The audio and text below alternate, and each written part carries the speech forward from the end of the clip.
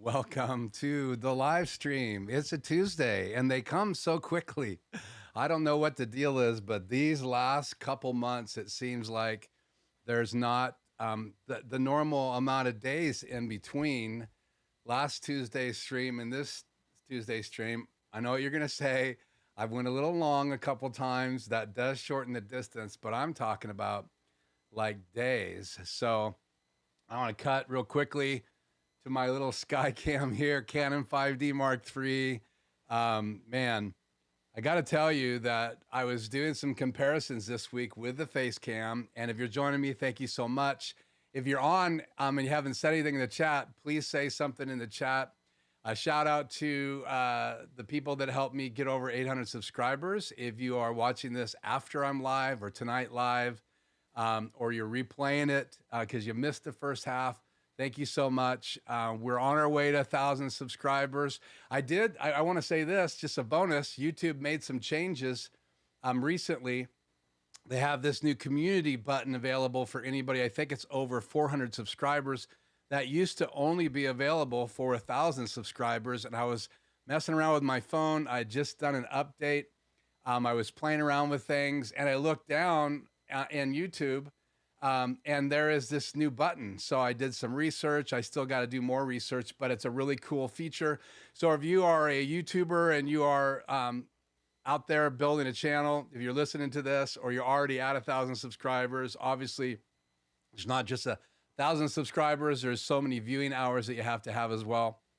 And so don't be guilty like I've been lately of not uploading videos. Let me tell you, I've shot a lot of videos. You're going to see a clip later tonight of a video that I shot in response to last week's epic fail, trying to compare the C920 Logitech webcam to the Elgato Facecam. And I'm going to give you kind of a Facecam report here in just a few minutes.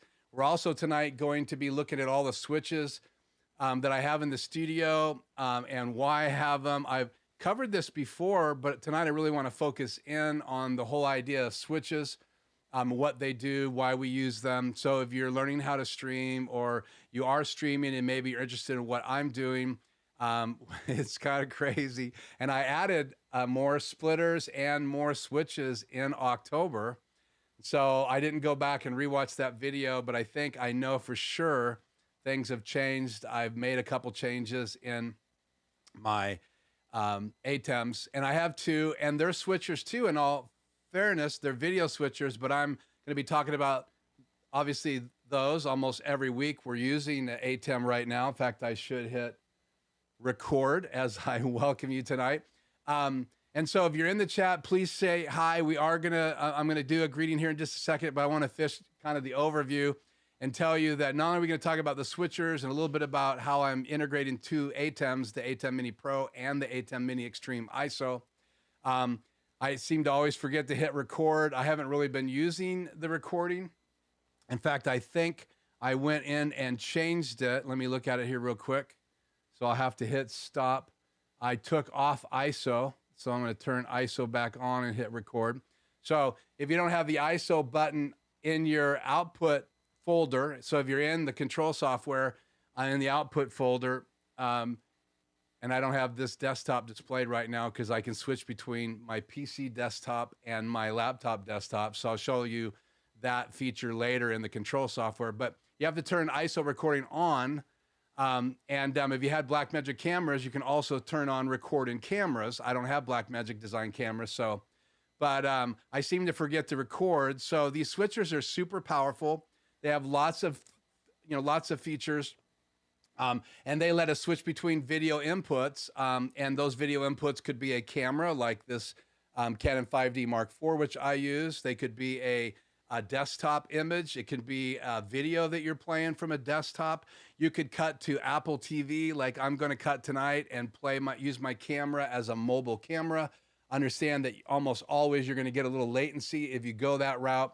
And even if you buy like the Mars 400, which I've had my eye on and really watching those reviews because I really would like to have a mobile camera for production as well as for the studio. But I also have a venue that I've been consulting with and doing research for them as well. So occasionally I'll do the deep dive research for people in my sphere of influence, because it's something I love to do. Plus, selfishly, I learn, right? And I can share that information. So anything to motivate me to dive into those things when I'm not normally motivated. And that's motivated me because they have a camera at the back of their auditorium where they like to shoot the audience. They like to shoot the backs of, the keyboard, the drums, and all that stuff. And they've been using a tethered camera, and they have mixed a Blackmagic design and other brands. And so they have different latency, different frame or delays on different cameras. So they're trying to figure out how to get all that in sync. And so we've been talking about that. And obviously, if you can have all Canon or all Lumix or all Panasonic or all Sony or all Blackmagic, then that's going to help you well. So tonight we're going to talk about the switches and the ATEM quite a bit. I also want to show you a clip to give you that side-by-side between the Facecam and the Logitech. I also brought in my desk camera in that video. I took about probably 45 minutes to set it up because I'm bringing in web cameras into a laptop. Then I got to bring it into OBS. I had to create a super source layout in OBS, which you're going to see. And then I used my one of my upstream keys and the DVE to bring in this camera.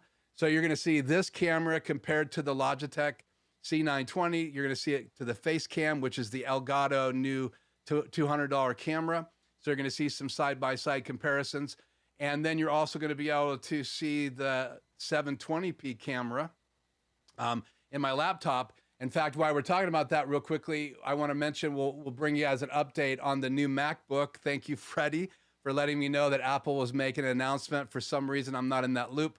And so that's something we have in common because of the information that's out there. Maybe you guys already know that, but we're going to throw it on the video anyway. So switchers, want to talk about the Facecam, comparing it, let you see that video, and I'll cut to that. And then I want to have a time for Q&A and find out if you're using any switchers, if you have any questions about the switchers, or maybe just general questions about the ATEM Mini Pro or the ATEM Mini Extreme ISO, which I have here in the studio. And in reality, if you have a Mini, you pretty well know what you can do with the other ones as far as switching. The big difference is in the ability to ISO record tracks if it's an ISO. If it's the Pro, you also can record the main program inside the ATEM. You can't record inside a regular ATEM, and you can't stream directly from it. It doesn't have a built-in encoder. So once you get past the ATEM Mini and you get to the Mini Pro, Pro ISO, you've added an encoder, you've added recording. You can record to a disk. You can also use it as a webcam still. And then when you get to the Extreme and Extreme ISO, it's just the smaller ATEMs on steroids. Twice as many inputs, twice as many outputs, twice as many USB-C ports. It's really a double down, and then obviously 4 upstream keys. So that's 4 times the upstream keys, and then double on the downstream keys. So, and I am getting ready to do a video series now that I've had a chance to work with the ATEM Mini Pro. And I've had my Extreme for a long enough period of time to where it's something I'm very familiar with. I do want to do a video series here on the channel. They're going to be kind of short to the point. I know I've been complimented about going deep and details. So what I'm trying to do is keep them short, but make sure they're filled with information, filled with details. So my new Hyperdeck series is going to have a few more videos on it because of that. And so I'm looking forward to doing that. Also, just as an excuse, right? I haven't uploaded any videos. I've recorded them. I just did all the work to launch my wife's podcast, which is one of my passion projects. So that's been taking a lot of my time. So an announcement that it's launching on December 7th.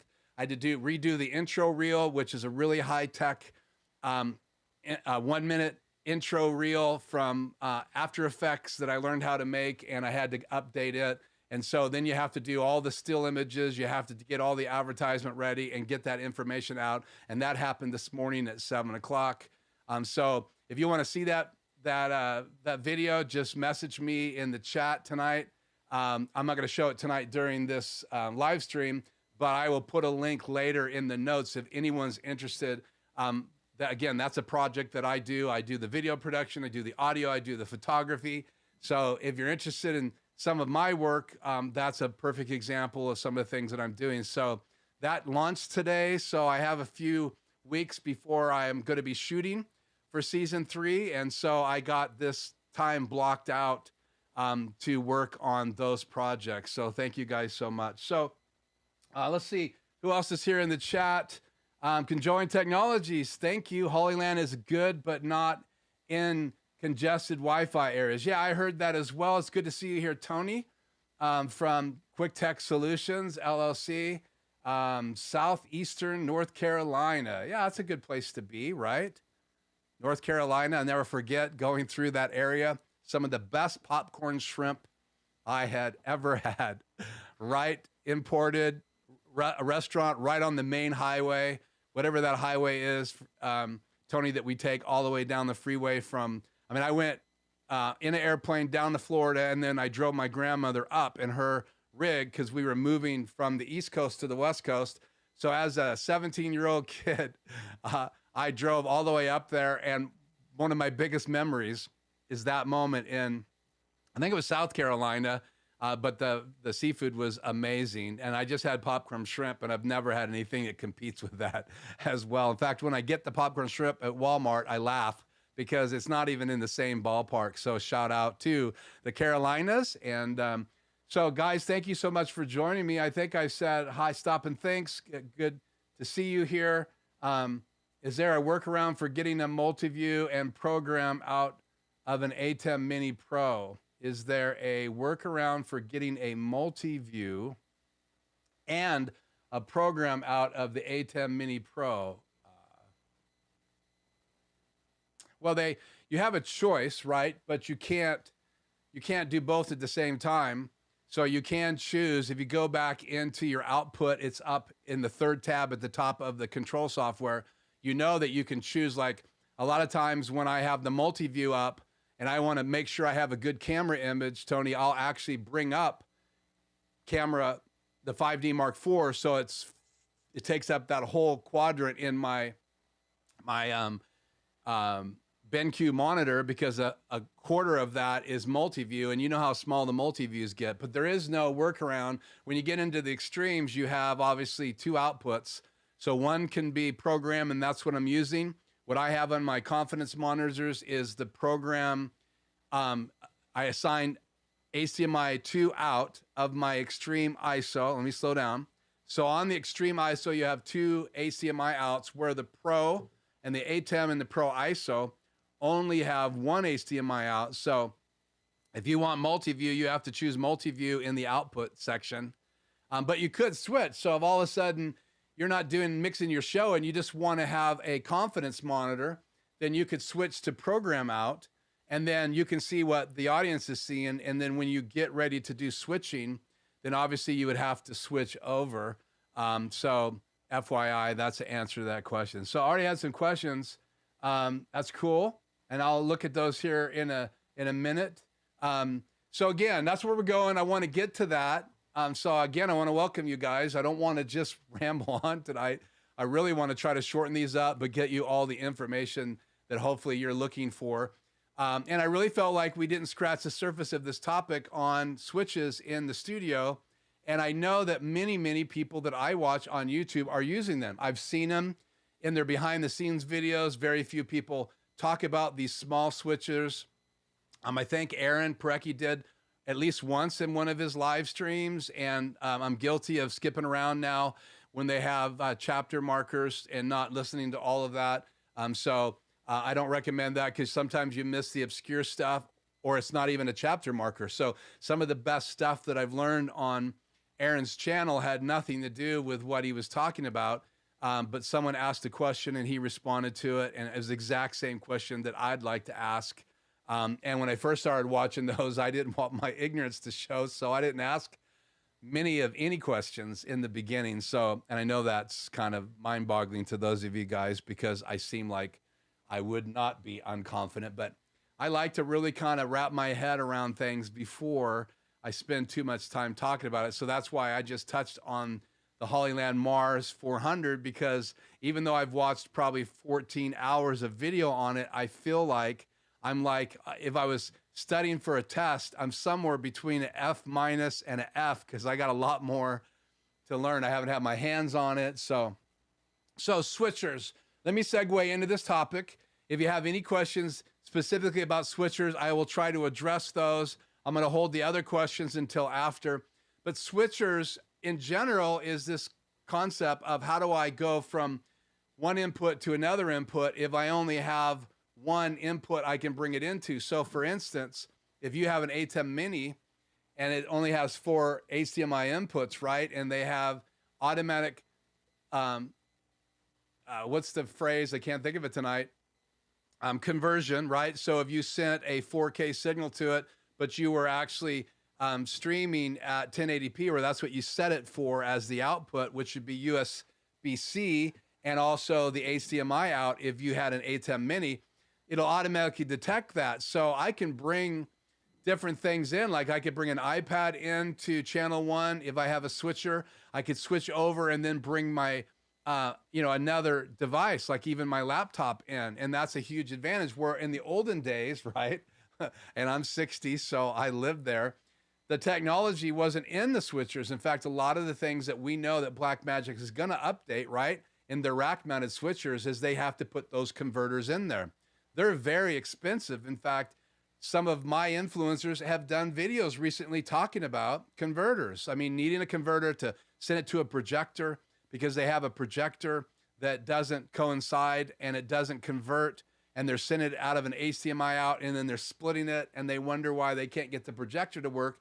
Well, because they're splitting a signal that's not right for the projector, and so they have to adjust that. So once it leaves your ATEM, and this is really important, so pay attention if you're listening, because this is something I didn't get at first. Once it comes out of your ATEM, right, it's already been converted to, like in my studio, it's 1080p, 2997 frames per second. And I could go in and change that right now. I'm streaming at that rate right now. And I try to send everything I can, all my cameras, into my ATEM at that rate, so it doesn't have to heat up or work any harder than it has to. Because think about it, every time that converter has to convert, that's more wear and tear on the ATEM. So a trick to extend their life is not to do that to them if you have the ability to do it in camera. But like a webcam that's got a 760p setting, it's going to have to be down converted in the laptop. If you can send out of OBS a certain frame rate, which you can, then you could fix it in OBS, and that means your laptop's doing that work. So converters give us the ability to switch the definition, right, to convert it from 2997 to 30 frames per second, or if you're in Europe, 50, for 25 to 50. If you're 24 frames per second and you're streaming at 2997, it's got to be converted, or there's this big war, and that's what people have been dealing with for the longest time with the old rack-mounted mixers. Now that's being updated. The Hyperdecks are being updated. Lots of things that were antiquated in the Blackmagic design world and other places are being changed. And again, you have to scramble if you sell converters, and that's where you made your money, because now that technology is inexpensive enough, evidently, that they can put those on every channel in my Extreme, and they can put those in every channel of ATEM Pro and Pro ISO, and I believe they're in the ATEM Mini. If you know that for sure, put that in the chat tonight. So I'm going to fire up my phone, and let me just look in the chat and see anybody else has joined us. I think I've hit all you guys up, but just to review, I got Doug Force here. I said hi to him earlier. Welcome, Doug, here in front of everybody. This Keith character, I don't know who that guy is, but he shows up every single week in the chat. And he seems to respond to other people. I don't know what that's about. And then I have Freddie here. Welcome, Freddie. Freddie's from Venezuela. Doug Force is here. We're going to do Switch Talk. I know you're looking forward to that. I think you had the good questions in the last stream when I talked about it. Hi from Fort Worth. That's Craig. Thanks for coming, Craig. I appreciate it.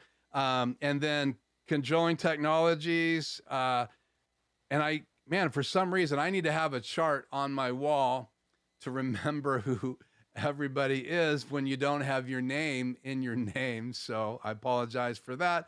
And then again, Tony's here from Quick Tech Solutions. And I'm trying to grow and learn more about IT skills from those guys that are out there. And I would encourage you to do some of the same things. So if you have a channel tonight, I really want you, if you would, to let everybody else know that yes, you do have a YouTube channel, and so they can look you up. If you don't have a YouTube channel yet, or you're not doing regular YouTube, then just don't put it in the chat. But I really want to support you guys, and I thank you so much for supporting me. So I'm gonna set the chat aside, fire up this little app I have in here called Filmic Pro. And I'll just go back a step here. And let's see. I think if I switch to my camera and switch to channel 3 here. I don't know what's going on here. My Apple TV has quit casting. My phone is not casting to my Apple TV, so it times out after a few minutes. And I try to have these things ready when you go, but that's the downside of using an Apple TV into your ATEM to cast your phone, right? Your iPhone or your iPad, whatever you have. They do time out of a period of time if you're not using them. So yeah, we're up now. So what I want to do is I want to get just to this app screen. And it won't rotate when I'm in the app screen. So it's going to be sideways right now unless I fix this. So I'm going to go back to channel 3.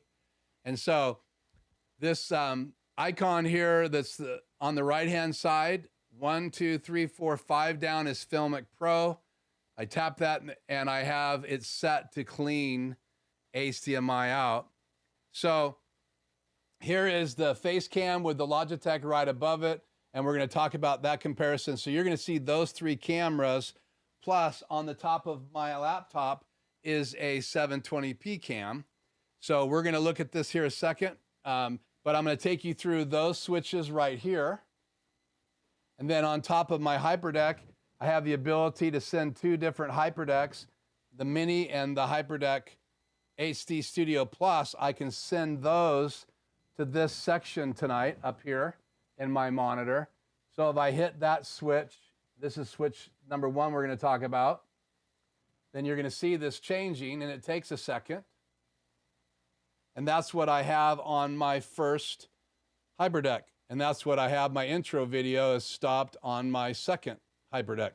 So if I switch it back again, and it's just a push of the button, you can see I have 2 inputs coming in. So I have HDMI out of my ATEM Mini, and that has to be a SDI converted.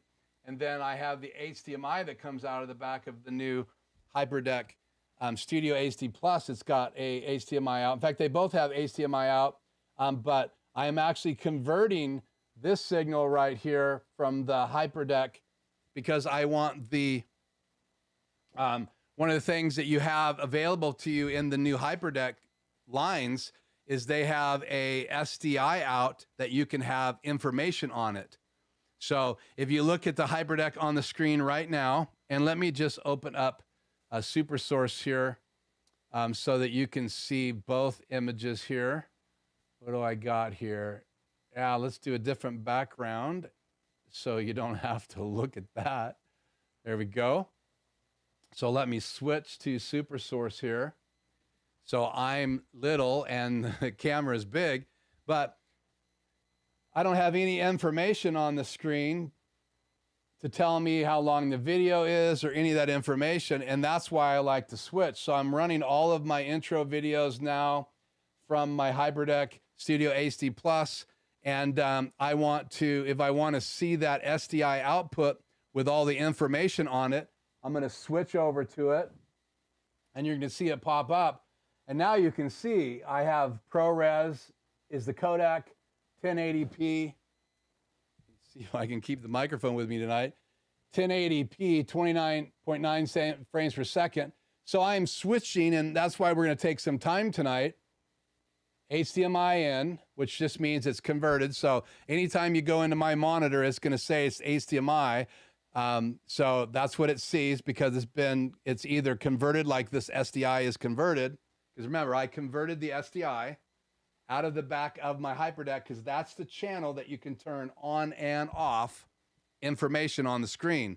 So on the bottom, It tells me it's my Hyperdeck HD Studio HD Plus or Hyperdeck Studio HD Plus. So you can look at that to practice the name when it's new to you. Status is at stop. So it even tells me that I've stopped the video if I wonder what's going on or it didn't play. And then it has actually where it's at in the video. It says I have no card in card 2, so card 1 has a SD in it. But this is telling me I have no card 2, and it also tells me that I have no USB card in there as well. So I'm using these 4 quadrants as a tool, and it's really the concept of like a matrix, or you could say it's like a splitter. But this monitor, the reason I love it is it has 4 inputs. Now I wish it had 4 HDMI inputs for obvious reasons, but because it's an editing monitor, it has a Thunderbolt input, which then you could pass on to another monitor if you wanted to. So it has the ability to do that. It has a DisplayPort input. Then it has 2 HDMI inputs. And because it's high tech, you want the speed of like a DisplayPort or even the Thunderbolt.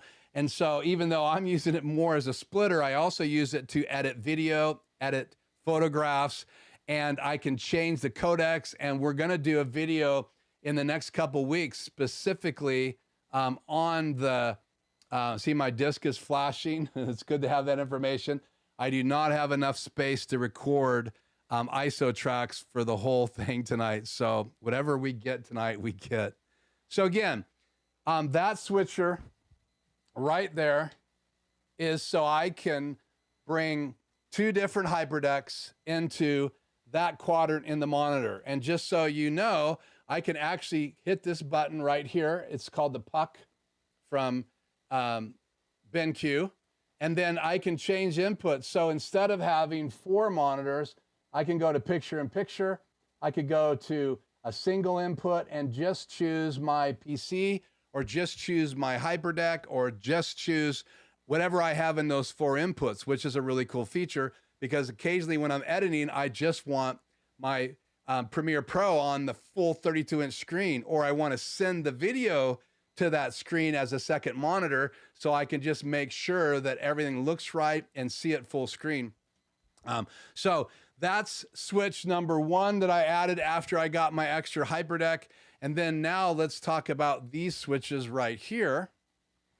So the one on the left is my ability to send either multi-view to my ATEM Mini Pro channel 3 or my PC. And right now you can see my PC is lit up.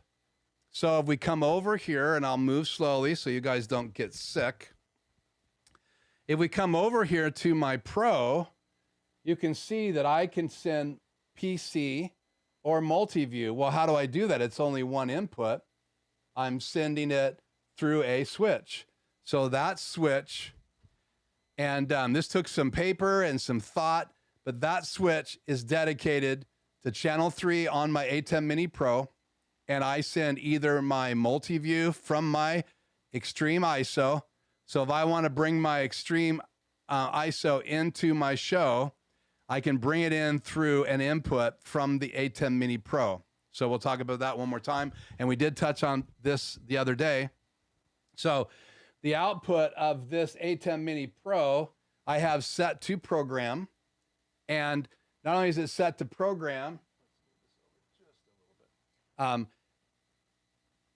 output comes into this channel right here. And you can see I have it marked ATEM P for Pro. So all of these inputs, and there is, look at it, there is 1, camera 3, right? Which is this camera right here, the Skycam.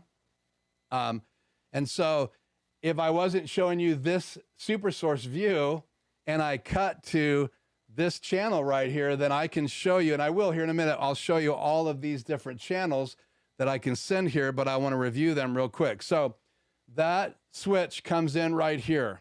And then the ATEM Mini Pro out of the HDMI out comes into input number 3.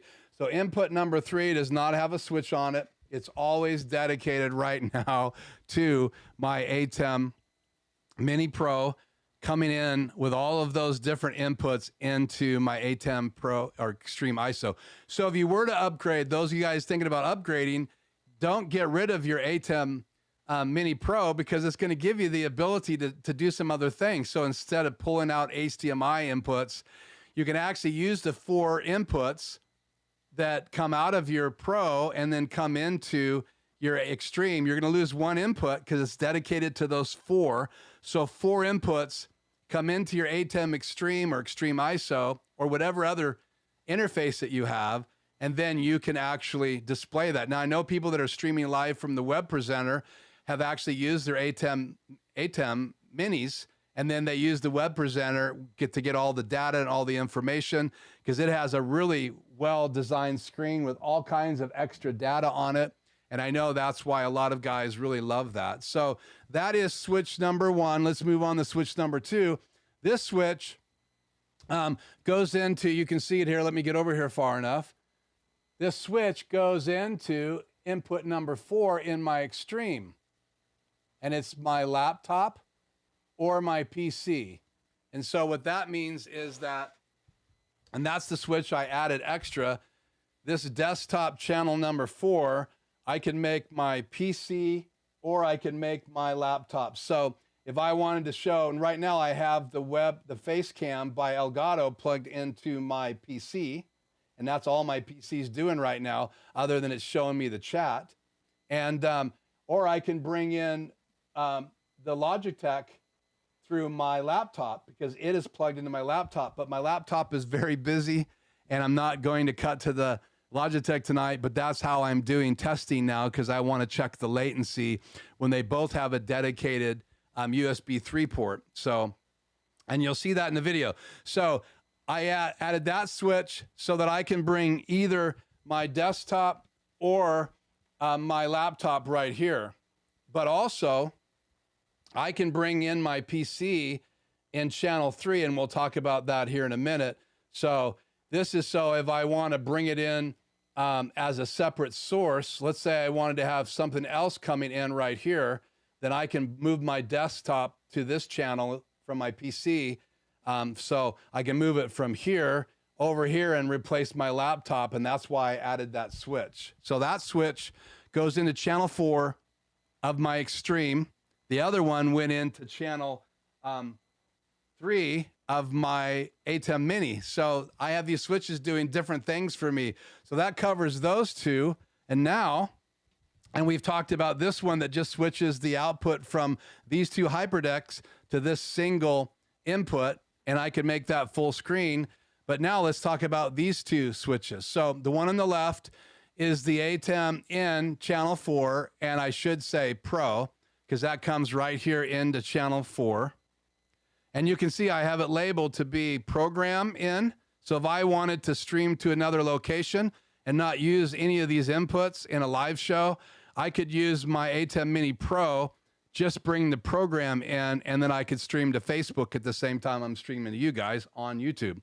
Or I could buy a membership and go through a service and send them the output of my Extreme, and then they could send it out to those locations. So that's this switch. So I can choose between program or iPhone. And right now you're seeing the iPhone. It's coming in. I have this live, and I have this set to cut bus. So if I was to switch right now to camera 3, is it live still? Skycam is, I don't know. Let me turn it off and back on again. That's why it's being retired. That is my Canon 5D Mark III. It times out after 29 minutes. So if I cut to camera 3 right now, you're going to lose the camera in my hand, and you're going to get the Skycam. So now you're in my Skycam. And it's a really good picture. It's got my good lenses on it. So I'm really disappointed that I'm even considering retiring that camera, because the image is amazing. It has one fault in my studio for how I use it, and that's that it times out, and I haven't been able to find a workaround. I am going to try a switch and then be able to just hit a button off and on. I have never tried that before. I have a power supply in it, a dummy battery, so I'm going to test that. I'll let you guys know if that works. So, okay, the last switch as far as these extra 2 in and 1 out. So again, I got 2 inputs in, and I've been labeling some of these so I can reroute them if I need to. but this is my streaming bridge or my HyperDeck 2. So if I want to bring my streaming bridge into channel 2, or I want to bring my HyperDeck in, all I have to do is hit that switch. And they do take about 3 seconds to switch between sources. So FYI. So sometimes 2 seconds, sometimes a second. So when you switch, it's better to switch them in the switch and then cut to that channel. If you already have that channel live, you've seen those guys that have been on this live stream many times. You've seen that switch happen when I've been showing those off. So cut back to the main camera because my arm's getting sore. So 5 switches. Let's review this, right? Because I have this ATEM Mini Pro and I upgraded to the Extreme ISO, I wanted to use these extra 4 inputs. Plus, think about it. I have an upstream key and I have a downstream key. So I could literally create a macro, right, inside my ATEM Mini Pro control software, or I could have a dedicated companion in a Stream Deck, and I could cut to a input and have like a guest, and I already have their name on the screen when it comes in if I wanted to do that for some reason. So, or I can go into my Extreme and use one of those keys. And obviously if you use your upstream keys, they have more features like the DVE, and they're limited. There's not 4 DVEs, and one of these days we'll talk about that. And if you've had an ATEM, you've experienced with an ATEM Mini or Mini Pro or Mini Pro ISO, you know they have the picture-in-picture on the front, just like you do on the Extreme, and you can switch to those. I rarely ever mess with the buttons on top of the Extreme unless I am changing the main output matrix. If I want to just switch by touching the ATEM, which I would do if I was doing a live event and I needed to send something else to the main monitor. But I normally just use the buttons, and right now I have it set to show preview, which is green. That's what's about to go live. And then whatever I have live, like you're seeing this view right now, that's red. And if you have cut bus, you just go from red to red to red to red, and you don't ever get a chance to see the preview. And I can tell you what, having multi-view and being able to look up at your screen at super source in the preview really saves you, especially if you have a background art layer and you're doing some other macros and you forgot to program the background layer. Then you'll see it before you go live, and that's what just happened. Before I went to that super source, the background was wrong. The background was actually my still image for tonight. So I went into the media pool and I dropped that in. And so it's there. And I know that maybe some of this is a little hard to follow when it comes to the media pool and the upstream and downstream keys. And that's why I talk about those here on the channel. So go back and go through the videos. I've done live streams talking about upstreams and downstream keys. And that takes a while to wrap your head around if you're new to this, and exactly how you can use them and how you can actually do some really cool things with those DVE features. And you can move that picture in picture all around the screen, and you can size it. And that really helps you get more out of your ATEMs. And with the Extremes, you can do more than one of those. So, and then if you add OBS and do a multi-layer layout on OBS, then you could bring that in and leave space for DVEs in your control software. So you could have literally, people think you can only have 4 guests in an Extreme. But if you've taken up an output of your, or input of your ATEM Extreme from your desktop, right, then you could still have 4 guests on the screen. You got to get them in there. And you could still be using other features inside your Extreme. And you also have streaming bridges, which you can bring people in, but that does take up an HDMI input. And I did an unboxing and talked about the streaming bridge here on the channel, but I've never brought a guest in on it yet.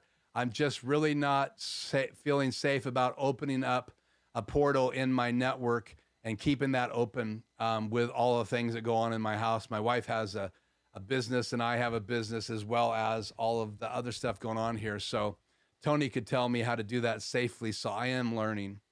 So again, not only are these little 2 in and 1 out switches, but also these guys are switches as well. And that's the ATEMs. And so we're going to talk about that here in a minute. Let me just go here and see if you guys have any questions. And I'd love to take some right now if you want to talk about the switchers or anything that I didn't cover so far in the studio. But I just so you know the math, right? My ATEM Pro only has 4 inputs, but I have added to 3 of those inputs an extra input. So you do the math. That's 4, right? Plus 3 more. So there's 7 coming into that. I also, in my Extreme, right, even though I'm taking up a port because I bring my ATEM into that, so that leaves me with 7. I also added that switch to bring my PC or my laptop into channel 4.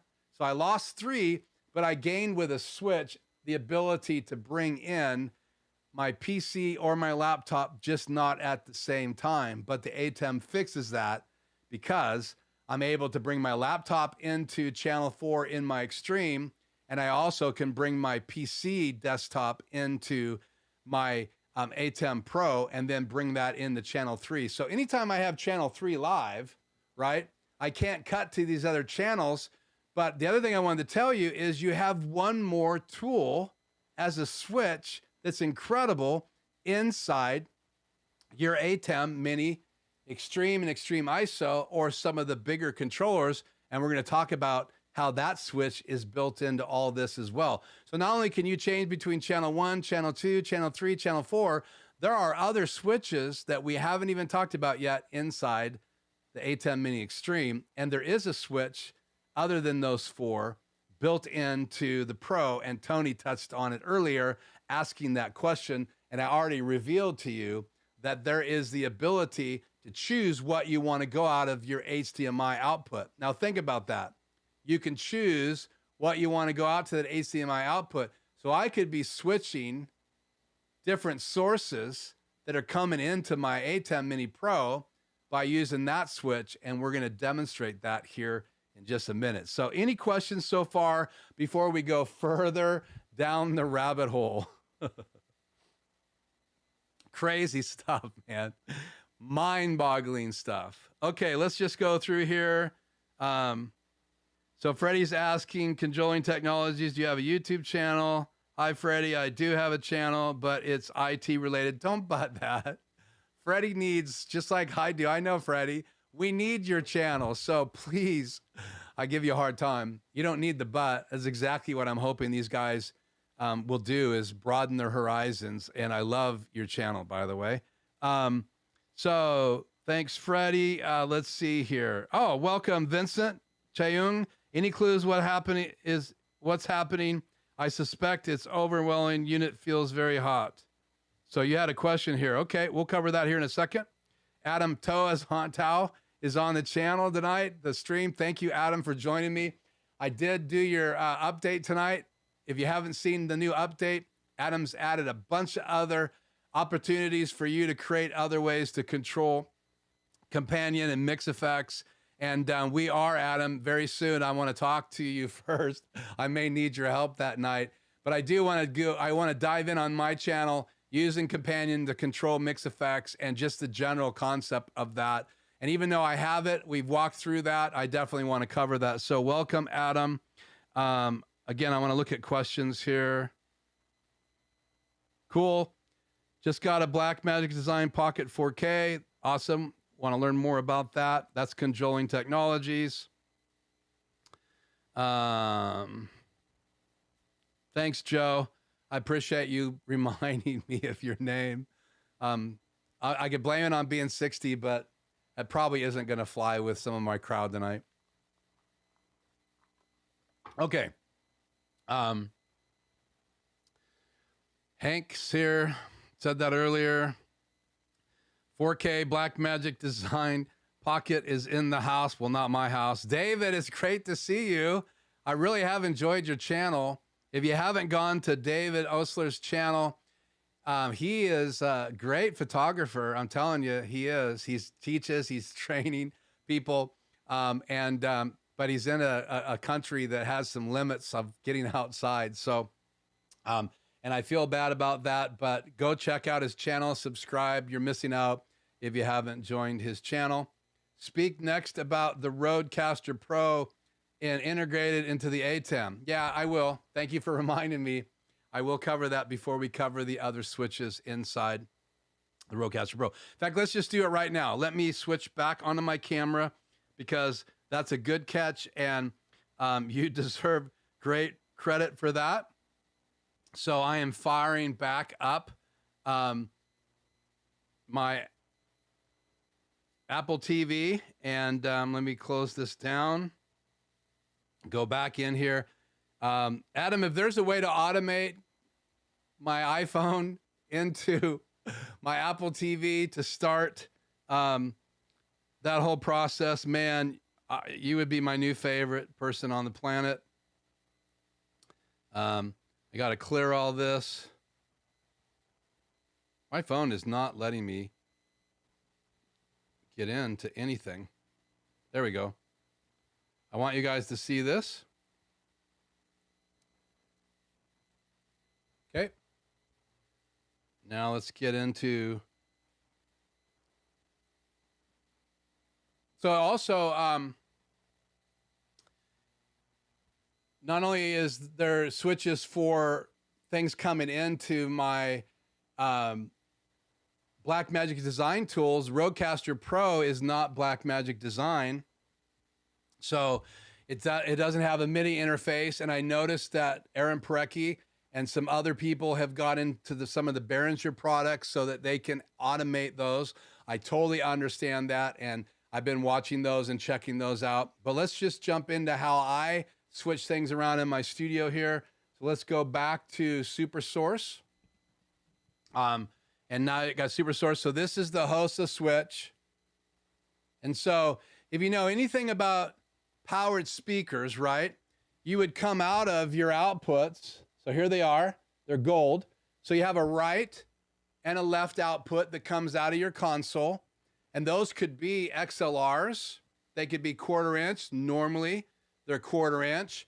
So this console, though it has power to operate the preamps, it's got power to raise and lower the volume, even play sounds and pads. Even I could hit record right now. I have 4 different headphones out. I can actually listen and talk to people on output number 1. No one else can hear me if I was live in a stream, which is great when you have guests in the studio. But how do I get the audio out of my Rodecaster Pro into my JBL speakers, right? That's the right. That's the left. Normally you would come out right and left. But when you add a subwoofer like this is my JBL subwoofer. And I told you guys before that I had a recording studio. So these were my studio speakers. I did all my mixing, and then I had another set of Wharfdales that were in my studio. And the difference between these type speakers is that they're actually purposely designed to be what we would call in the audio world very, very flat. That means that you don't have a bump in the EQ. So even the headphones that I talked about, the in-ear monitors, excuse me, that I talked about last week from last week's live stream, and you can go see that, the Moondrops, the Starfields, they have a little EQ bump and a little EQ adjustment. Well, these JBL speakers are designed for editing audio. And so you don't want to have anything going on inside the speakers. So to get my audio, these 2 jacks, instead of them going in to these 2 speakers, they come out of here into here. So now I have the input coming from my Rodecaster Pro, and now I have a switch. So let me move my headphones. So channel 3 is what's live right now, and channel 3 comes out right here, and that goes over into this input right here. It used to go inside. I know that's not very bright, but that input right there, let me see if I can get my finger on it. That input right here is headphones on the far left. And next to that is input. Next to that is input number 1. I'm sorry. So you can see them right there. you have headphone output, the first one on the left. The second one is input number 1, and it's on right now. Input number 2 has an input there, but it's not on because I have that as a backup right here. So input number 2 is my ATEM input number 2. Input number 3 is my ATEM Mini Extreme ISO input number 1. And the one right here is my speakers. And they actually, that channel, those 2 1/4-inch outs right and left, they go to my subwoofer. And then in the back of my subwoofer, there's a right and left out. And that's the way subwoofers work. They have what they call a crossover in it. So it's powered, and I can get sub, and I can choose where I want the low frequencies to cross over. What does that mean? That means that my JBL speakers, like mini speakers do, they have a sub port, but it's not near the kind of sub that this puppy can create. So when you're doing music and you really want to tune in to those low frequencies, you need somehow to switch speakers. And so these host of switches, I've had this. This is one of the JBL speakers, and that and some of my microphones, that's all that survived from my studio days. I've sold most of that equipment, but that's what I used to switch between my Wharfdales, and I also had a signal going in to other things to record, as well as I had my JBL speakers in the loop then. So all I had to do is integrate this into my Rodecaster Pro. So that switch lets me go between in here editing video, right? If I don't want my speakers on during a Zoom call and I only want to hear my headphones, all I have to do is turn them off, and I still have audio coming through all 4. I could have 4 people in the studio doing a podcast, and I can shut my monitors off. And obviously these monitors do not work right now when I'm live because the signal from my Rodecaster Pro is going into my ATEM. So the only way I can hear what's going on in the live stream would be to have a monitor with a headphone out coming out of the HDMI port, or having a headphone jack. And that's what's so great these days about having a headphone jack in the back of the ATEM Mini Extreme and Extreme ISO, because then I can check the audio and make sure things are working right. I also have levels that I can check, but if you really want to hear it, like most people do when they're streaming, you got to have a set of headphones. So I have a set of headphones hooked into my ATEM Mini Extreme. And that lets me hear everything that's going into the program. So my Hyperdeck comes in through channel 4, and it also, my other Hyperdeck comes in through channel 7, and I can actually bring in audio and a video from either one of the channels, 4 or 5, or no, 5 and 6, 6 and 7. But these headphones are for my Rodecaster Pro. And so I can't hear anything when my Hyperdeck's going, because my Hyperdeck does not come into my Rodecaster Pro. I could bring it in there if I want to by using a converter and getting a converter that brings the audio out and bring that into my Rodecaster Pro, but I don't need to because I know how to get that audio another way, and that's why it's so nice to have the Extreme feature of the headphone jack. They also added a headphone jack and a speaker to the new Hyperdecks. And again, that solves the same kind of problem. If you're in a venue and you want to cue a track and you don't have it on the screen, and you're already using the screens in the room, and you don't have audio in that multi-view, or you don't have audio in that monitor that has more than one quadrant, how do you hear the audio from the Hyperdeck? Just look at the levels. Now you can have headphones that you can plug it in. And if you don't have headphones plugged in, you can push the button and you can actually hear a tiny speaker in there, so you know your audio is playing. So again, that covering the HOSA, it comes out of my right and left of my Rodecaster Pro into my HOSA switch. And this is a good switch, not expensive. And I'll make sure I add that to tonight's notes, and so you can actually click on that and get one. There's a newer version of it now, I think. And so it has one input and 3 channels out, and it has the old school knob. And the reason these knobs seem to make a better connection, and that's why they use these old school knobs. I'm sure you could buy some kind of switch now that's all electronic, and I'm sure most people nowadays want to automate it. So again, I can be in here editing with headphones through my Rodecaster Pro. I could bring a guest in. I could actually bring 3 people in and put headphones on them because there's headphone out. Again, I have 4 channels input XLRs. I have a input for a iPhone, so I could bring in a call-in guest. And I also have Bluetooth in, so I can send the audio from my big TV if I want to in here. And then I can set it up so I can display what's sending to that TV also on my BenQ monitor. But I have some really nice JBL, not JBL, but Bose surround sound speakers in here, and that's what I normally use if I'm using the TV or playing Xbox on the big screen. So, which I never have time to do anymore. So Rodecaster Pro, it doesn't have really any kind of high-tech switches in it. It's just really a mixing console with some really cool recording features, but I can also bring in all of the recordings from the micro SD card right into an app, a very basic app right into my PC or my laptop if I want to, because there's an app. And they actually have a beta still update that lets you program the pads to do some automation. I'm not interested in that. They've never taken it out of beta, so keep that in mind. So let me go back to camera 2. Take a little break. Man, it seems like we're covering a lot of stuff. So 5 switches, 2 HDMI in, 1 HDMI out, and they come into, most of those come into my ATEM Mini Pro, but I do have a switch that's dedicated to channel 4 in my Extreme ISO, and I also have a switch that's dedicated to choose what I want to send from my 2 Hyperdecks. I only have 1 quadrant that I can dedicate to the Hyperdecks in my BenQ, which used to just be my Hyperdeck Mini. If I wanted to see what was queued up, I could put it up there. So now I'm able to see what's queued up with that switch from my Hyperdeck Mini, Hyperdeck Studio Mini, the old school one, or my new Hyperdeck Studio HD Plus, which is the new school one. So, and those aren't the only updates in the Hyperdeck Studio HD Plus.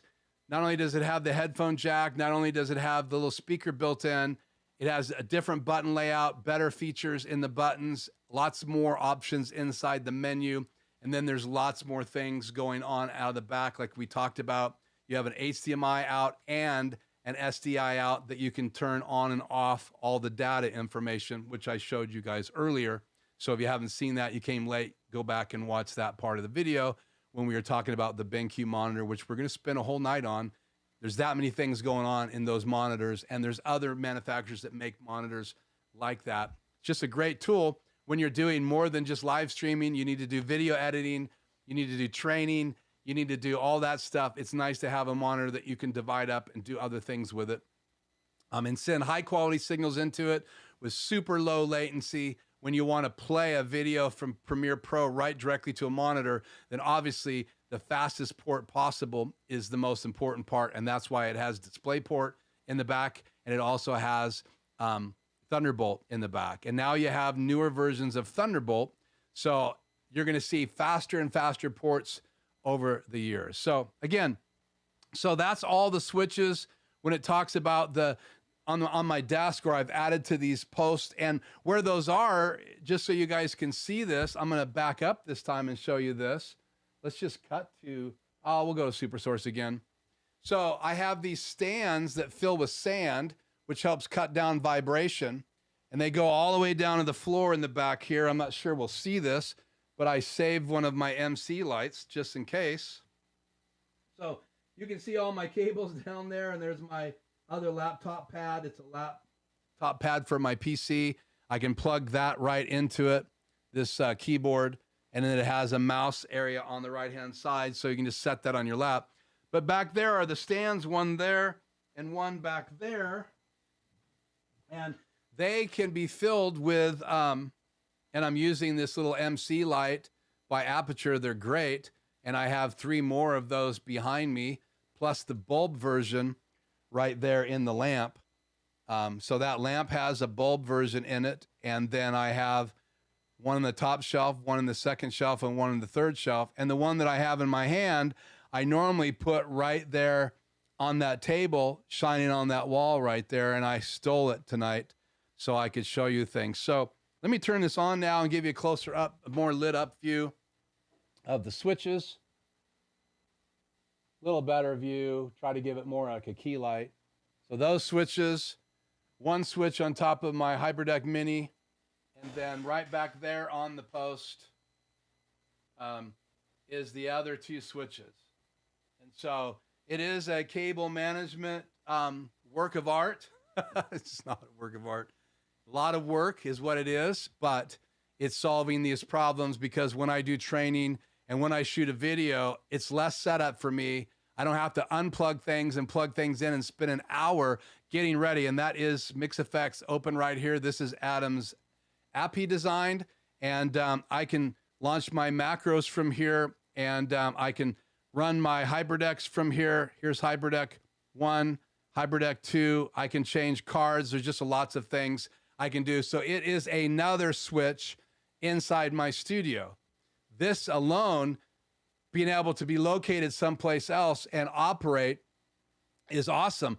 And now we will talk about it in the future. Now I can create a companion plug-in, and let me steal my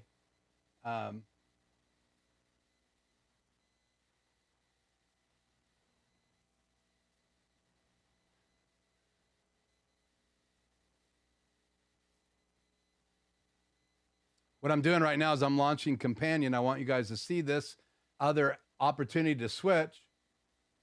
I know Companion's on here somewhere. Too many desktop apps. There you are. So you have to launch the Companion software on your computer, your Mac, or your PC. And let's see if this will reboot. I'm going to switch back to my live stream setup. And let me hit. So here's what I'm doing. I am launching the Companion app. Launch. And once I launch that, then I can go. It looks like this. So I have those pages and buttons set up. And like I said, Adam will talk more about that. That's all of the different super sources that I want to be able to record, or I want to be able to play those super sources from Companion. So again, we're talking about switches tonight, so this is relative. I can now go into Companion, and we're going to spend a night on this because it's too much to cover tonight. So let me minimize that desktop for right now. Let me switch to my other profile. And there you go. There is one page. And then I can switch pages right here. And there is my mainly mix effect page. And that's just a controller page. So all of these control my mixers in here. I'm just not using those yet because I'm still learning it. And like I told you, before I go live with it, I'm going to have a good handle on it. And that's also what I'm going to do before I talk about it on a live. But I programmed all those buttons by using some of the new quick abilities set up by Adam and inside an app that you can download. It was beta when I downloaded it, but it gives you all those extra features to add to Companion so that you can actually use these different features like Super Source, which is great. So once I really get this dialed, guys, I'm going to be able to rock. So, okay, so let me cut back here to camera 2, put this phone down for a second, and let me go back to see if you have any questions. So we covered the HOSA, covered Mix Effect just a little bit in Companion, though those are switches as well, and I can take those over to the table. So I could unplug my Stream Deck, and I could take it over and plug it into my PC, and I can put it on this table over here, and I can control everything from my PC, because I can open up the ATEM Mini Control Software on my PC or on my laptop. So, and actually I didn't tonight, I normally will open up the ATEM Control Software for my ATEM Mini Pro and have it in the left bottom quadrant. Tonight I have the chat. And then in my other quadrant, I have the ATEM Mini Control Software for my Extreme opened in the right quadrant. So I can control my ATEM Mini Pro on the left, and I can control my ATEM Mini Extreme on the right. So we'll talk about that in the days to come.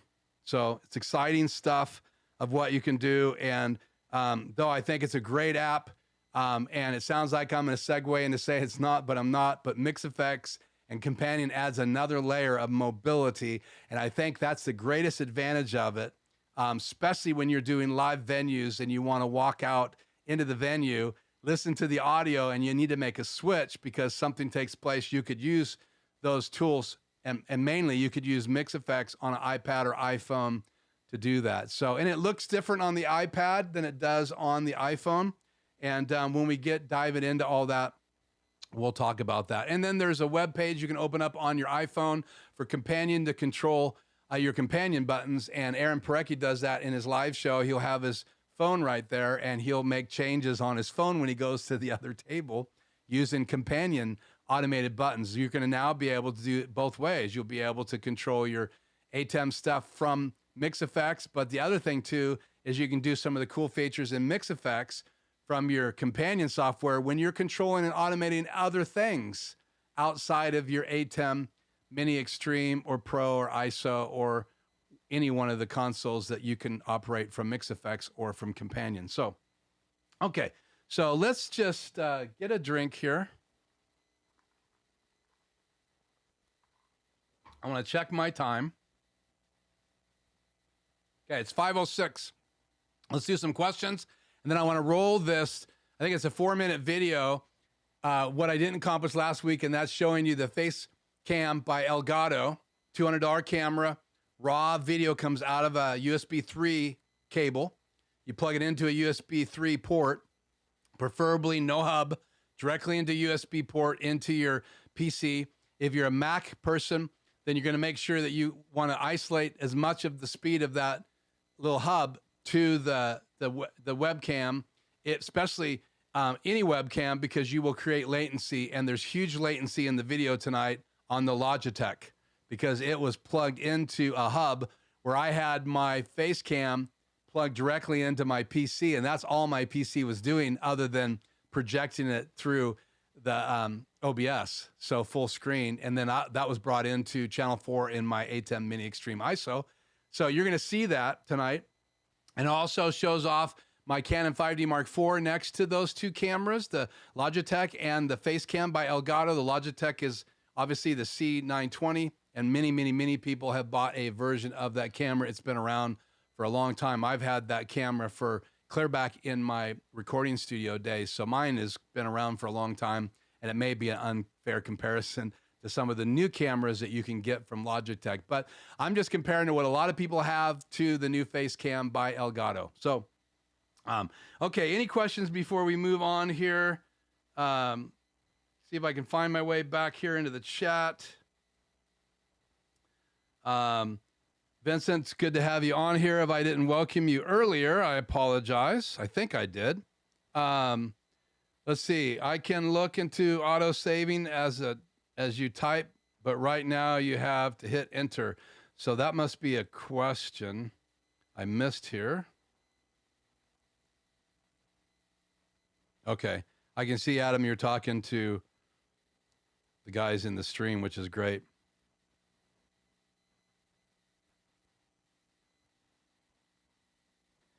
So I guess I threw the question out, and Adam responded to the AirPlay question. He said, I wish Shortcuts can do initiate AirPlay screen sharing, but it's still a manual process via Control Center. If you want it immediately, best to use a Lightning to HDMI adapter, which is what I was doing. I'm trying to get away from. I'm trying to become untethered, right? I don't have a Hollyland Mars 3 or 400, so using an Apple 4K TV like some of my friends do. So, okay. So, that was funny.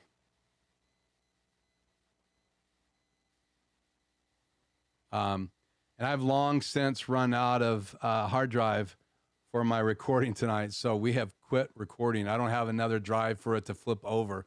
And just realize that that works if you have the right hub. You could flip over from one SSD to another one. Okay. Man, how do you guys who have so many people on your channel keep track of your chat. I'd love to have that conversation, Tony.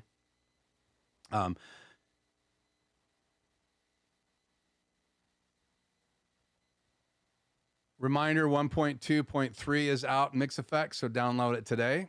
I see Adam telling Tony that. Tony and I got to be on an ATEM test, one of his earlier updates. And he also can bring your multi-view into your Mix Effects onto your iPad. So he did a video on how to do that on his channel. There's some workaround things you have to do that, but that's really cool. Cool feature.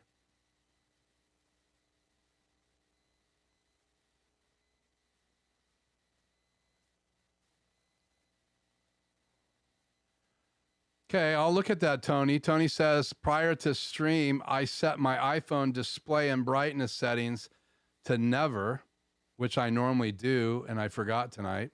So, and it stays ready, available the whole time. That's what I didn't do tonight. That's why I'm fighting it. Tony, you're a rock star. So let's do that right now. I know how to do this. I do it all the time. And, so 30 seconds goes away. I've gone in, you can't see that. I've gone in here and I'm hitting never, which is exactly what Tony, even though I knew that, you get credit because I didn't even think about that as why I was fighting with this. Cool. Okay, so that was awesome.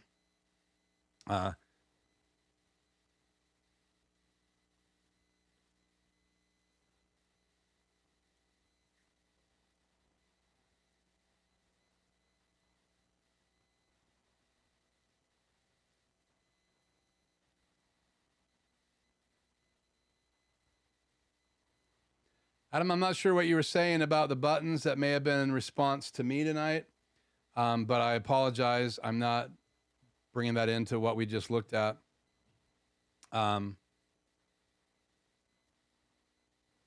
So check out Aaron Precky's ATEM stands. He now has one for the YOLO box he talked about on Sunday. So if you have either the YOLO box, I think it's for both of them. You have to watch last week's Sunday stream on Aaron Precky's channel. But he's been building these stands. I use door stops, rubber door stops, and I do have a DIY video on my channel, so check that out. But I just went to the hardware store and I bought different size door stops for my ATEM. I have them underneath my Hyperdecks facing the other direction, so they're angled up. And then my Hyperdecks are angled this way, and my Extreme is angled this way, so is my ATEM. And you'll see that anytime I cut to those, you can actually see the rubber feet under my Hyperdeck. But Aaron Precky's decks are great. They have the ability to put different size stream decks next to them with a stand, so you can have it all in one unit, especially if you're going to a remote location. If I was going to go and do more remote stuff, eventually I will. I'll probably have a rack with a drawer that comes out that has the Extreme or the Pro next to a Stream Deck side by side, mounted inside a drawer, and then they make drawers for keyboards. You just got to make sure there's space above it, and then you could use that keyboard drawer to slide that stuff in and out. You can literally bolt it to the keyboard drawer and then throw that in your rig and take it to a location, and that's how I would do it, and then have one of those pull-out monitors in the rack above that. So keep that in mind. Aaron Precky has those things available, so check that out. Okay, question. Doorstop ideas, great, thank you. Back to getting audio out of the Rodecaster Pro into the ATEM. I connected a 1/4-inch plug from headphone to number 4 to Rodecaster mic input number 1. Do you think that is okay quality-wise? Okay. Yeah, that's the way I did it in the very beginning. I used one of my headphone outs, and then I found out that the signal that comes out of the right and left channel is a better signal than what you're getting out of the headphones. That's where they save some money in the Rodecaster Pro. You're going to see that with other interfaces. They'll spend lots of money on the converters. They'll talk about their converters, the Red Scarlet, and you look at all of those, the Personas, all of those great little strips with 2 channels or 8 channels or 16, which I have used in my years in the studio. What we've discovered over the years, a lot of those people will cheapen their converters. Again, that digital sound inside those interfaces, because it's all digital now, have to be converted from what we would say is digital to analog. So if you ever heard the terminology digital conversion or D to I, that's analog signal, right? That's what a speaker is. It's pumping, it's creating this sound analog, but you got to get from inside your interfaces now or from your laptop, all digital. You got to convert that and come out to your speakers or whatever you're doing. So keep that in mind. The interface, the output coming out of the Rodecaster Pro, right and left, is a better signal than you're going to get out of the headphone output. Have I A-B'd it? No, I just read about it, heard about it. And so I slapped myself because I knew better. And I hooked up my Hosta switch, which was in a box with all my other equipment that I wasn't getting rid of. And I set things up in here and I just like it better. So great question. The headphones out sound great. I've used them in my headphones. I've used them with my new in-ear monitors, the Moondrops or Starfields by Moondrops. And I absolutely think it sounds great, but for the best possible audio, I'm coming out right and left into the Hosta. Now remember, every time you go through a switch, you can lose some quality of your audio as well. So, okay.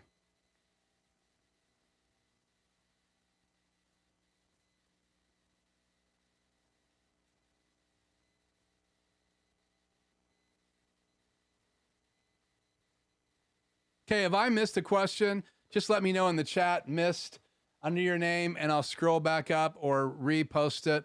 I want to show you guys this video before our time gets away from us. I'm really trying to keep under an hour and a half, so we have a few minutes left here to do some more Q&A. I got a couple more things I want to talk about. I would like to get your input on what's next. It's great that Adam's on here because Adam, I really do want to do a video on Companion and talk about how you can integrate that inside your studio with Mix Effect. So I do want to do that as well. So I told you that the ATEM switchers are switchers as well, and there's matrices built into those. And so I want to touch on that real quickly.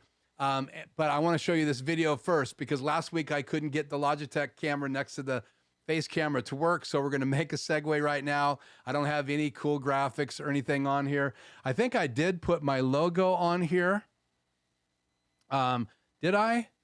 No, I couldn't get it to work. So I was trying to write a macro before we went live to play my logo to do kind of a segue. But let's roll this. I do have a macro designed to roll this clip. So I'm going to mute my microphone. I want to show you this clip that's going to go in my Facecam video. Once I get it done editing, you're seeing it here first on this live stream. But here is a comparison with the Logitech C920, the Facecam by Elgato, my Canon 5D Mark IV with my higher end expensive lenses, and then my 720p camera on my very expensive laptop. And that makes no sense of why they're still using 720p cameras. So here's that video, and we'll be right back after it's done playing. And I'm going to use Mix Effects and my macro right on my laptop screen. Here we go. Roll clip is what it's called. So let's talk three things, right? Let's talk quality of this image. This is a side by side by side by side comparison of 4 different cameras, 3 against the Facecam. So you have the Facecam right here. I have the Logitech camera right here, and they're right next to my Canon 5D Mark IV. This camera is in my laptop. It's the only one that I'm not looking directly in for this side by side by side by side comparison. So you can see it's a very warm, good color image in the Facecam. I really like it. It's 24 mil. So I've matched my Canon 5D Mark IV to that width. I have a 24 to 105 lens on it, so I can go to 24 mil as well. So you can see these pictures. They're pretty close in how I have them laid out. I think the Facecam may be just a little bit more focused in towards my monitor and my camera, and they're not identical, but they're the same width. So you can see how wide a shot you can get, and you can with my Canon 5D Mark IV. Now on my top right is the Logitech C920, which I've had in my studio for a long time. I use it a number of different ways. Occasionally I'll use it to edit in some Skycam footage of my studio. I've actually used it to shoot down at my desk, but I didn't like the picture, so I replaced it with my Canon 5D Mark III. This times out when I'm live in about 30 minutes, so you got to keep that in mind. You have to turn it off and back on again if you want to get it on. I probably will be using now my Facecam as a downward shot in my studio, so keep that in mind. The other thing I want to talk about is latency. So you can see the latency right now. The Logitech is horrible, but it also is plugged into a Thunderbolt hub, and that's not recommended when you do USB web cameras. You should plug them directly into a USB port in a Mac or a PC. And if you don't have USB 3.0 ports and you only have like USB-C hubs or USB ports, then I would unplug everything else except for that camera when you're going live. Obviously, you're probably not needing your hard drives. You probably do need your Ethernet port, but you could maybe even unplug it if you're streaming directly from an ATEM Mini Pro, ATEM Mini Pro ISO, the web presenter, or any of the broadcast ability ATEMs. So the other thing I want to talk about is this layout. I'm not doing this in Super Source in my ATEM Mini Extreme ISO.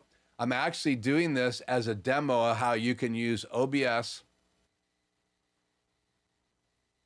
And that's just a clip I actually cut right there because I go into a whole really another talk about OBS, and that will be included in that other stream.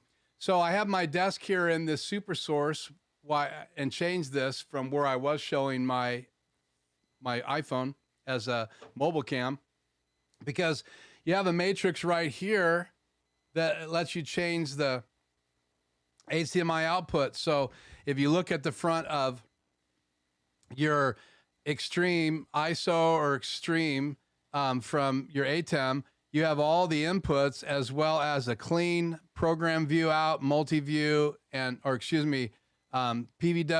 PGM, multi-view and clean, and that gives you some control of one of the outputs. And then up here on top, you also have another matrix, so you can switch what's going to your keys and all that.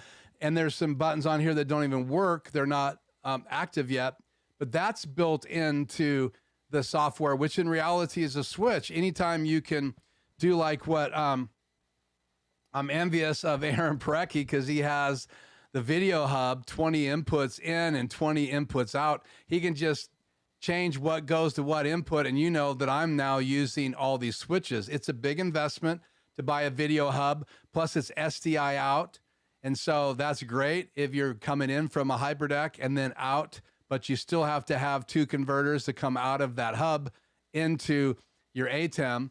And so Aaron has lots of bi-directional converters, SDI converters, and they make them both one direction and bi-direction. And he also has this hub that he invested in, and it's cool because he can change what he wants to go there. So he can actually just drag or just change with his switch. So I'm using individual switches and changing what's going to my channels. He can do that all through the video hub, and I wanted to give that a shout out because that is something that's on my wish list, on my want list. And he hasn't spent a lot of time on that, but I've been one of the people that have asked him to talk about it because I think it's one of the coolest things that he's using. I've seen him in venues I've worked at, many of the large venues with multiple cameras and projectors. They're using video hubs. It's just part of what they do. So I've been in venues. I even talked about it here on the channel, small home studio live stream versus big live streams. And so you got churches that live stream. You have concert venues that have gone to live streaming. You even have artists during the season that we're in that moved inside their homes and started doing acoustic live concerts and went to multiple cameras. So video hubs is also an option, but one of the things that we don't talk about a lot is that Blackmagic Design added some matrix stuff inside, switching ability inside the ATEM Pro, or on the top of the ATEM Mini Pro and the ATEM Mini Pro ISO. And so where you go to a Mini or a Mini Pro or a Mini Pro ISO, you have the ability to change different layouts for picture-in-picture, but you don't have the same kind of ability that you have now in these new switchers. And the idea was having the console at a live event and you're going to switch those different inputs right there. And I'm not going to do a deep dive into those two matrices on top of the Extreme and Extreme ISO, but they're there and they're worthy of training videos. They're great for channels. If you have an Extreme ISO and you want to add that to your channel, you're going to draw people in that are wanting to learn and grow in that area. And because there's so much that those new control services can do, not even talking about the ability to adjust Blackmagic design cameras, which would be really important in a live venue. When you notice that something's off and you need to fix it, you could just dial those different things, which is limited, but you could dial that right on top of your Extreme or Extreme ISO because there's buttons on the front. Most people who live stream in studio and don't have Blackmagic cameras, we don't ever touch those buttons. So again, that's on the ATEM Extreme and Extreme ISO. And again, they're also available in consoles. There's controls over the bigger consoles that can control the bigger rack mount consoles. So that's been around for a long time. I controlled my studio Pro Tools from a MIDI console that had touch faders, motorized faders. So I could actually record bringing the music up on the chorus. And if I liked it, it's recorded in. When I go to do that final recording, those moves were recorded on that track. So every time you played that track, you could look down and watch those faders go up, even though I wasn't touching them.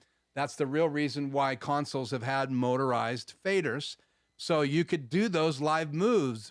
And many albums recorded in studio, when they're mixing, they're making changes on the fly because they had big, gigantic motorized consoles. So they could actually bring down background vocals when they didn't need them. And they could make those changes on the fly, especially if they were fixing something that wasn't working right when they went to master the track. They could then go back in and make those small adjustments. We'll go in now and move little icons in Adobe Audition or in Pro Tools. We'll move the little buttons down with our mouse, but they could do it on the fly with tactile faders. So again, that ability to do digital switching, even if it's MIDI controlled or analog controlled, whatever it was, it's been around for a long time. And they're powerful ways to control your live stream. So it's not just a companion thing. It's actually been involved in this audio video revolution for years. And that hub that Aaron has is just another way to electronically switch. It's cool because you can actually create icons and know exactly what you're flipping to and what you're changing the input to, what monitor or what items going where. And it is confusing when you have 20 inputs and 20 outputs, but it's like everything else, you get used to it after a period of time, just like you can get used to that. So we have covered all the switches in my studio as far as these little 2 in and 1 outs that I'm using. And there's 5 of those. And again, what they're doing. I wanted to finish by saying tonight that I'm using my ATEM Mini Pro in front of, right, my Extreme ISO. So when you're talking about keys, we have upstream keys and downstream keys, and that's before the transitions from input to input is upstream, and after that is downstream. That's what downstream keys do. They affect stuff after all of this on the left of the control software, and so you can add those on top, and they don't have as many features because they're really designed to just lay down on top of everything that's happening in the upstream, all of those changes. And so I'm using my ATEM Mini Pro before my Extreme. So you can put it on the other end too. Why would you do that? Well, think about it. You have all of those inputs in the Extreme, and you could come out of the Extreme into the ATEM Mini Pro. You could also add other things in, like if you just want to play intro stuff or countdown clocks, all that stuff could be in your Pro and play in your Pro, and then you could come out of your Pro into a web presenter, or you could come out of it and go live and stream directly from your ATEM Mini Pro and encode there and send it out. So you could do all your live show right there in your Extreme, but your intro and your outro, your Hyperdeck, all of that could be totally up or downstream of your Extreme. So that's kind of what I wanted to talk about. I made a choice to get a lot more inputs into my Extreme. So I have my ATEM Mini Pro before it. I can't stream live from it, but I can bring my streaming bridge into it and then bring that guest into SuperSource through channel 3. So again, there's lots of ways to use mixers in combination. There isn't a right way necessarily and a wrong way. It's just how you invent. Once we have more than one, we invent that way. And then again, you have the keys on either end. You have one upstream key in the Pro, one downstream key. And so you also have the DVE and you have picture-in-picture. So you can use those things as well. The interesting thing is this, right?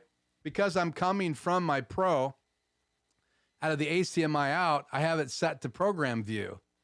Don't forget that I can go into the control software of my ATEM Mini Pro. Instead of having program coming out into channel 3 in my Extreme, I could change that to multi-view. So I can now show the multi-view of my Pro. So when I'm training and showing someone how to use their multi-view and I need to show it to them, or like just want to show the multi-view of a Pro compared to the multi-view of an Extreme, I now can bring my multi-view in to my live stream or into a video or a training. And that's one of the big reasons why I have my ATEM Mini Pro in front of the Extreme. So all those signals come in and then they go into my Extreme. Now there's a disadvantage of that as well. I can only bring one thing in at a time. And that's why I have all those switches. And I also bring my PC and my laptop into my Extreme so I can have both of them there at the same time, because I can only have one of those 7 inputs live at the same time because I have my ATEM Mini Pro coming in before my Extreme. So keep that in mind. You could switch any channel if it was on the other end, right? You could bring any channel into the Extreme. You'd either take over the main program or you could bring them in as a DVE or as a key channel into the main mix. So you could literally bring 2 channels in to your broadcast by using the ATEM Pro at the other end, have a DVE and the main channel, but you'd only have 2. They would be taking over your main program out because you only have one DVE in the Pro. The other would be either a picture over the whole screen. You could actually bring a graphic in, but it would be either a graphic or your DVE in the upstream key. So lots of things you can do. I'm only experimenting and sharing with you. And I wanted to talk about switches tonight, and I wanted to make up for not being able to show you the Facecam next to the Logitech, next to my camera. Now, one thing I did notice about the Facecam and the Logitech camera, there are a lot, they really overexpose pretty easy. And so do a regular camera. I believe that the regular camera and the bigger lenses handle light a lot better. It's almost like they can take what a hard light is to a Logitech webcam or a Elgato webcam, and they can make them softer, the bigger sensors. So obviously a DSLR camera, the bigger lenses, that's the first choice if you can make that a part of your stream. And remember, if you get a smaller camera, you have a smaller sensor and a smaller lens, you're going to have some of the same light issues. I love the light that you can get and control with a DSLR, either a mirrorless or regular DSLR, but it's a big investment to add those to your live stream. And I wanted people to know that you can get a pretty incredible picture out of the Logitech camera, and you can also get a picture, and I believe it's better, in the Elgato Facecam. Again, uncompressed, more glass, right? A real Sony chip that's been used in security cameras for a while now. It's a good chip. So those things together, no autofocus, right? So don't forget that. You need to plug it into a USB 3.0 port to get rid of the latency. And that latency on the Logitech is less if you don't have other stuff. You've plugged right into a 3.0 port. But I still notice that the Facecam uncompressed video is way faster than the Logitech. So even if they were plugged into the same port, which I did some testing yesterday, the Facecam is faster. That video is very quick from the camera to whatever you're plugging it into. So keep that in mind when you're dealing with main camera latency or a down camera on your desk. My Logitech has always had frame delay. So if I show you something and I'm using my Logitech camera, I'm talking about it with it in front of that camera before you see it. And if I have two angles on at the same time, it's obvious. I never did that. I always made my Logitech camera on the screen, usually by itself when I did that, because there was a 1 or 2 second delay. And I've seen it get up to 3 seconds depending on how much activity there is on the screen. So in review, switches help you add inputs and sort out issues when you're trying to do different things. And when you're streaming and producing videos, Adam knows this, we've talked about it, and the rest of you probably experienced this before.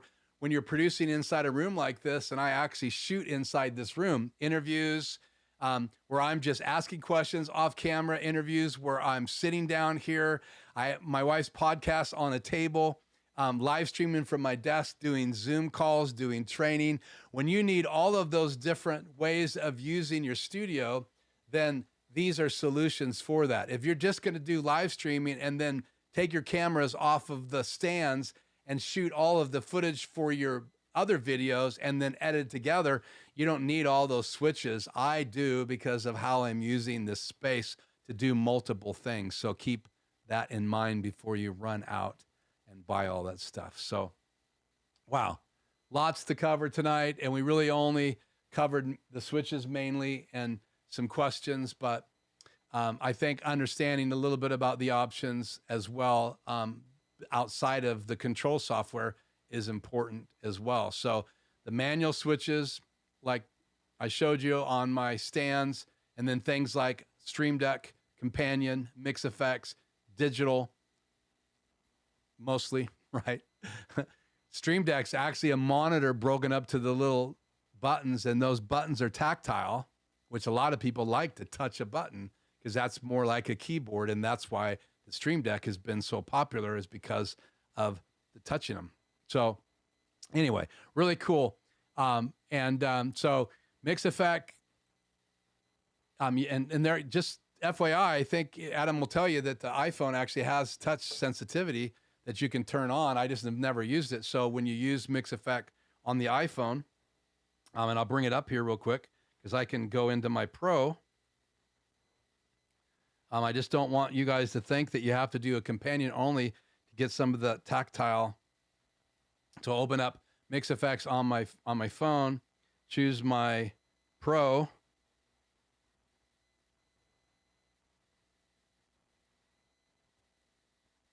So there's the app on my phone, and I think Adam can clarify that. I think you can turn on touch sensitivity and get some response.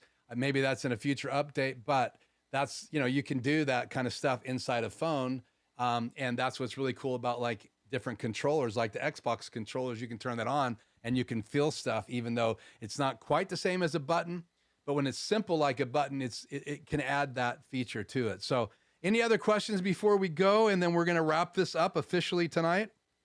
Got to turn this off so I don't touch any buttons by accident. So let me look at the chat here again. I'm going to look at it on my phone, see if you guys threw any questions down at the very end. Got to run for the call. We'll talk soon about Mix Effects and Companion. So Adam's left the building. Keep that in mind. So he's probably not going to respond to that. So go to his channel. I think he talked about how to use that feature for tactile touch. There's an old channel called Studio Tech TV. They are inactive, but they did quite a few in-depth videos on Video Hub. So yeah, check that out. The Video Hub is a cool device. We'll see if they do any updates to do HDMI ins and outs. That would be really cool. It's on my want list. Facecam looks slightly blurry. Yeah, it doesn't have any focus. I did my best. Obviously, I have 5 or 6 versions of that video. I just grabbed one tonight. So my final video, when I have it edited, will either be in better focus or I will reshoot that video for the actual Facecam video that I'm producing. So I apologize for that. Keith figured out how to clone himself. Okay, I guess I did, right? Facecam looks slightly blurry. We talked about that. Canon looks the best, but C920 comes in second. Yeah, the C920 surprisingly looked really good. That wasn't true last week when I was playing with them, but I made some adjustments. I spent some time in the Logitech camera, and I also spent some time in the Facecam. In reality, I can tell you this, side by side, the Facecam really does look better. It's got a little bit more saturation, I noticed. It's kind of got that Sony feeling to the sensor that I've seen in installs when I've done some Sony camera installs for venues. So I'm familiar with those Sony A6400 cameras. I haven't really played with the newer Sonys, and I can tell you that the sensors are even better now. But the color science is what I'm talking about. Obviously, Elgato adopted that by putting a Sony sensor inside. It's a CMOS sensor. So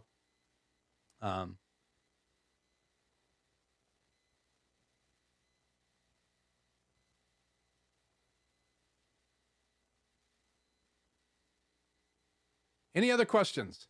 Looks like we've covered them. Maybe you're not even on live with me anymore. But if you have any last minute questions, let me know. I want to ask you guys if you'd like to go deeper into Companion, mix effects, being controlled by Companion. Would you like to talk about the BenQ monitor and how it's integrated in my studio and how I can switch up the screens and the color science that's built in, the choices? I mean, I really haven't talked much about that BenQ monitor. It has a retail about $1,100 when I bought it. I think that version is coming down in price and they have a newer version of it. So let me know if you'd like to talk about that. If you'd like to talk about more of my studio, I probably will do a whole studio tour when I get to 1,000 subscribers. So if you haven't subscribed, please subscribe. If you don't know what the name of my channel is, there you go. It's Life Journey Productions, but it's under my name. And I think we're at about 117, 19 subscribers today. I looked, and I appreciate you, every one of you. And I hope that these videos, including the live videos, are touching some button that matters to you. And I enjoy channels as well and consume them on a day-to-day basis. So thanks, Tony. Thanks, DJ. Thanks,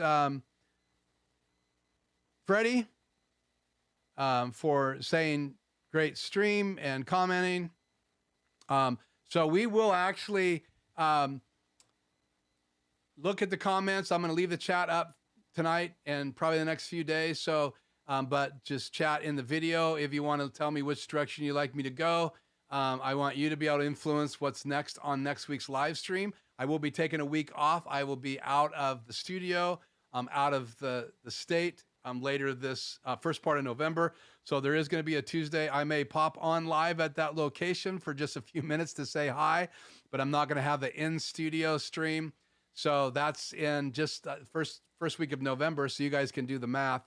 So next week, we want to cover something that you guys would be interested in and that got some feedback on. So that's it. My name is Keith. This is Life Journey Production Studios. I will address your questions after we are off live, but thank you so much for joining me. I hope this has been helpful. I hope this has been encouraging. I hope you're learning in your studios and your locations, and thank you for investing in YouTube as well, investing in this live stream. And those of you that are watching after this has gone live, thank you for listening, and I hope you'll subscribe. I hope you'll like and share this video.